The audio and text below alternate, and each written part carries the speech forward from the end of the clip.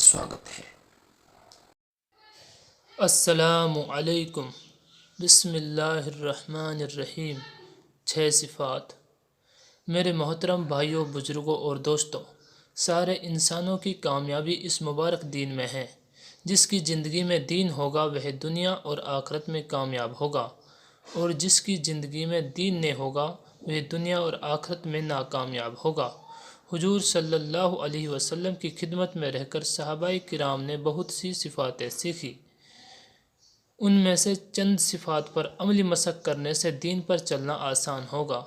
वह सिफ़ात ये हैं: नंबर 1 ईमान, नंबर 2 नमाज, नंबर 3 इल्म व ज़िक्र, नंबर 4 इकराम मुस्लिम, नंबर 5 इखलास नियत, नंबर 6 दावत व तबलीग। नंबर 1 ईमान। ईमान से ये चाहा जा रहा है कि हमारे दिलों का यकीन सही हो जाए। एक अकेले अल्लाह से होने का यकीन हमारे अंदर आ जाए, गैरुल्लाह से होने का यकीन हमारे अंदर से निकल जाए।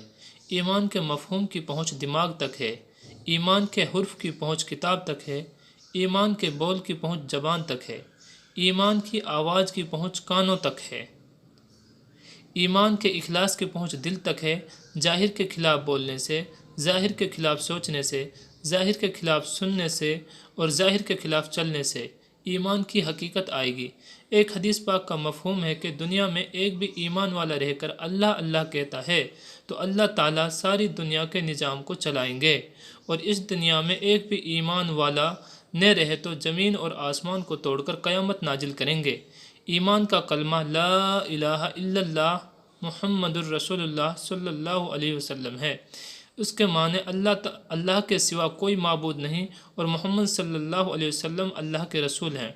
उसका मतलब यह है कि किसी से कुछ नहीं होता सिवाय अल्लाह के। इज़्ज़त का देना, ज़िल्लत का देना, हयात का देना, मौत का देना, बीमारी का देना, शिफा का देना, दिन और रात को तब्दील करना, रोज़ी का देना, परेशानी का देना, मोहब्बत का डालना और नफ़रत का डालना, सब कुछ अल्लाह के हाथ में है। हुजूर सल्लल्लाहु अलैहि वसल्लम के तरीक़े में 100% कामयाबी है, गैरों के तरीक़े में नाकामयाबी है। कलमा का तकाजा यह है कि मन चाही ज़िंदगी को छोड़कर रब चाही ज़िंदगी इख्तियार करे। ईमान को अपनी ज़िंदगी में लाने के लिए 3 लाइन की मेहनत करनी है। नंबर 1 दीनी मजालिस में बैठकर ईमान के फ़ज़ाइल को खूब सुने और लोगों में चल फिर कर ईमान के फ़ज़ाइल की खूब दावत दे और अल्लाह की बड़ाई को खूब बोले। नंबर 2 अल्लाह की बनाई हुई चीज़ों में खूब गौर व फिक्र करे। नंबर 3 अल्लाह से रो रो कर हकीकत वाले ईमान को मांगे। नंबर 2 नमाज। नमाज से ये चाहा जा रहा है कि हमारी ज़िंदगी सिफ्त व सलात पर आ जाए, यानी नमाज में जैसा हम अल्लाह का हुक्म पूरा करते हैं वैसा ही नमाज के बाहर अल्लाह का हुक्म पूरा करने वाले बन जाएं, और 2 रकात नमाज पढ़कर अल्लाह ताला की कुदरत से फ़ायदा उठाने वाले बने। हदीस पाक के मफ़हूम में है कि जो शख्स 5 वक्त की नमाज पाबंदी के साथ पढ़ता है तो उसको अल्लाह ताला 5 इनाम देते हैं। नंबर 1 रिज़्क़ की तंगी दूर कर देते हैं। नंबर 2 कब्र का अजाब हटा देते हैं। नंबर 3 आमाल नामा दाएं हाथ में यानी सीधे हाथ में देते हैं। नंबर 4 पुल सिरात का रास्ता बिजली की तरह पार करा देते हैं। नंबर 5 हिसाब से महफूज कर देते हैं। नमाज हुजूर सल्लल्लाहु अलैहि वसल्लम की आँखों की ठंडक है, मोमिन का नूर है, शैतान का मुंह काला कर देती है और दिल का सुकून है।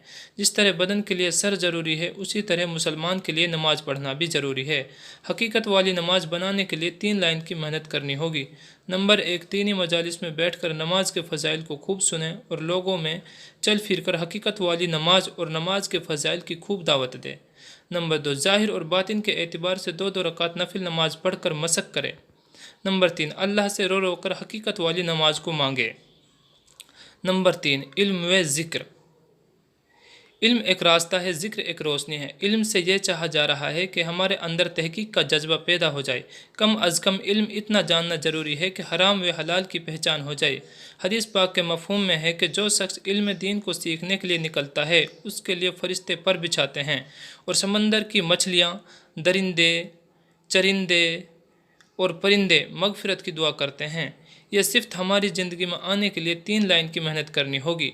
नंबर 1 दीनी मजालिस में बैठकर इल्म दीन की फ़ज़ाइल को खूब सुने और लोगों में चल फिर कर इल्म दीन की खूब दावत दे और लोगों को अपने अंदर इल्म दीन सीखने का शौक़ व तलब पैदा करे। नंबर 2 مسائل والے علم کو معتبر علماء سے معلوم کرے اور فضائل والے علم کو دینی کتابیں اور تعلیم کے حلقوں میں حاصل کرے۔ نمبر 3، اللہ سے رو رو کر علم کی حقیقت کو مانگے۔ ذکر سے یہ چاہا جا رہا ہے کہ اللہ کا دھیان پیدا ہو جائے۔ حدیث پاک کے مفہوم میں ہے کہ ذکر کرنے والا زندے کی مثال ہے اور ذکر نہ کرنے والا مردے کی مثال ہے۔ اور ایک حدیث پاک کے مفہوم میں ہے کہ روزانہ جس کی زبان اللہ کے ذکر سے تر و تازہ رہتی ہے وہ شخص ہنستے ہوئے جنت میں داخل ہوگا۔ یہ صفت ہماری زندگی میں آنے کے لیے 3 لائن کی محنت کرنی ہوگی۔ نمبر 1، دینی مجالس میں بیٹھ کر ذکر کے فضائل کو خوب سنیں اور لوگوں میں چل پھر کر ذکر کے فضائل کی خوب دعوت دے۔ نمبر 2، تنہائی میں بیٹھ کر اللہ کا ذکر کرنا ہے۔ صبح و شام 3 تسبیحات کی پابندی کرے اور یہ کیفیت ہونی چاہیے کہ اللہ میرے سامنے ہے، مجھے دیکھ رہا ہے اور میرا ذکر سن رہا ہے۔ نمبر 3، اللہ سے رو رو کر ذکر کی حقیقت کو مانگنا ہے۔ نمبر 4، اکرام مسلم۔ اکرام مسلم سے یہ چاہا جا رہا ہے کہ رسول اللہ صلی اللہ علیہ وسلم کے اخلاق ہمارے اندر آ جائیں اور اپنے حق کو پہچانتے ہوئے دوسروں کے حقوق ادا کریں۔ حدیث پاک کے مفہوم میں ہے کہ ایک بھائی دوسرے بھائی کی دنیا میں پردہ پوشی کرتا ہے تو اللہ تعالیٰ قیامت کے دن اس کی پردہ پوشی کریں گے۔ اور ایک حدیث پاک کے مفہوم میں ہے کہ بڑوں کی عزت کرے، چھوٹوں پر شفقت کرے، علماء دین کی قدر کرے۔ جو ایسا نہیں کرتا، حضور صلی اللہ علیہ وسلم نے فرمایا، وہ ہم میں سے نہیں ہیں۔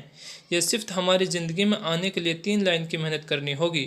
نمبر 1، دینی مجالس میں بیٹھ کر اچھے اخلاق کے فضائل کو خوب سنیں اور لوگوں میں چل پھر کر حضور صلی اللہ علیہ وسلم اور صحابہ کرام کے اخلاق، ہمدردی، ایثار کے واقعات کی خوب دعوت دے۔ نمبر 2، ہر ساتھی کی خدمت کر کے اپنے اندر تواضع پیدا کرے اور ہر اللہ کے بندوں کو محبت بھری نگاہ سے دیکھے اور اپنے آپ کو حقیر سمجھے۔ نمبر 3، اللہ سے رو رو کر حضور صلی اللہ علیہ وسلم کے اخلاق کو مانگے۔ نمبر 5، اخلاص نیت۔ اخلاص نیت سے یہ چاہا جا رہا ہے کہ جو بھی نیک کام کریں اللہ کی رضامندی کے لیے کرنے والے بنیں۔ جو بھی نیک کام اللہ کی رضا کے لیے رائی کے دانے کے برابر بھی کریں گے تو اللہ تعالیٰ احد کے پہاڑ کے برابر ثواب دیں گے۔ اگر دکھلاوے کے لیے احد پہاڑ کے برابر بھی کوئی نیک کام کریں گے تو رائی کے دانے کے برابر بھی اس کا اجر و ثواب نہیں دیں گے۔ اور اخلاص والے کی علامت یہ ہے کہ کوئی تعریف کرے تو خوش نہ ہو، اگر کوئی نفرت یا قطع رحمی کرے تو اس سے دشمنی نہ ہو اور بدلہ نہ لے۔ یہ صفت ہماری زندگی میں آنے کے لیے 3 لائن کی محنت کرنی ہوگی۔ نمبر 1، دینی مجالس میں بیٹھ کر اخلاص کے فضائل کو خوب سنیں اور لوگوں میں چل پھر کر اخلاص کے فضائل کی خوب دعوت دے۔ نمبر 2، ہر عمل سے پہلے اور درمیان میں اور آخر میں اپنی نیت کو 3 مرتبہ ٹٹولے۔ نمبر 3، اللہ سے رو رو کر اخلاص کی حقیقت کو مانگنا ہے۔ نمبر 6، دعوت و تبلیغ۔ دعوت و تبلیغ سے یہ چاہا جا رہا ہے کہ اس دین کی محنت کو اپنی ذمہ داری سمجھتے ہوئے اپنی ذات سے لے کر پورے عالم میں دین زندہ ہونے کے لیے کام کے عالمی تقاضوں کو اپنی جان اور مال کے ساتھ پورا کرے۔ قرآن پاک میں آتا ہے کہ اس کا مفہوم یہ ہے کہ اللہ تعالیٰ نے جنت کے بدلے ایمان والوں کی جان و مال کو خرید لیا ہے۔ حدیث پاک کے مفہوم میں آتا ہے کہ اللہ کے راستے میں تھوڑی دیر کے لیے نکلنا دنیا اور دنیا کی تمام چیزوں سے افضل ہے۔ یہ صفت ہماری زندگی میں آنے کے لیے 3 لائن کی محنت کرنی ہوگی۔ نمبر 1، دینی مجالس میں بیٹھ کر اللہ کے راستے کی فضیلتوں کو خوب سنیں اور لوگوں میں چل پھر کر اللہ کے راستے کے فضائل کی خوب دعوت دے۔ نمبر 2، ہم جہاں بھی جائیں 4 مہینے 40 دن اور 3 دن کی جماعتوں کو نکالیں اور اپنے تقاضوں کو دبا کر 4 مہینے 40 دن اور 3 دن اللہ کے راستے میں پابندی کے ساتھ نکلیں۔ نمبر 3، اللہ سے رو رو کر اللہ کے راستے میں نکلنے کی توفیق کو مانگے۔